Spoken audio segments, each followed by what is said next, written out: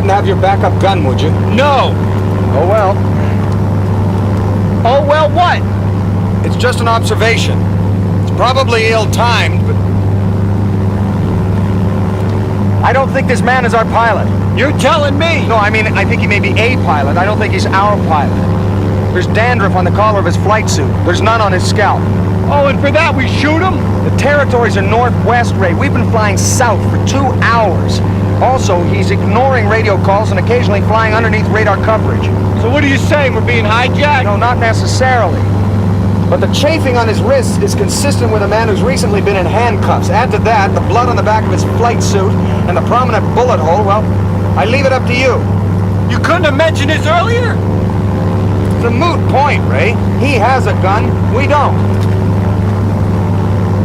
This isn't a trick, is it? On my word of honor. But I will have to arrest you, of course, once we land. On 3, ready? Not now, Ray. Let's wait till we're on the ground. Where, Beirut? It's a light plane, Ray. I don't think we have enough fuel to reach the Middle East. My guess is he's a smuggler. We're headed for Mexico. Yeah, where 50 of his friends are going to be waiting for us with Uzis. You know what happens to hostages, Frazier? Cop hostages, bodies on the tarmac, CNN? This is not going to happen to me. We got to get him to turn this plane around right away. You're right.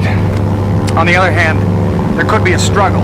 He might refuse to cooperate, in which case we have to fly the plane ourselves. Now, this might be possible with some assistance from air traffic control. And I did read a flight training manual in my grandmother's library. There were a couple of pages missing, but I'm sure nothing vital. And I'm guessing that there are a lot of similarities between a Sopwith Camel and today's light aircraft. Yeah, that's great, Benny. Just give me the odds, will you? Well, statistically, over 90% of all light aircraft fatalities occur during takeoff and landing. Hey, look, I am not going to be the guest of honor at a human piñata party in the Baja. Well, on a brighter note, Ray, 18% of all crash survivors crawl away with at least 3 out of 4 limbs. 1, 2...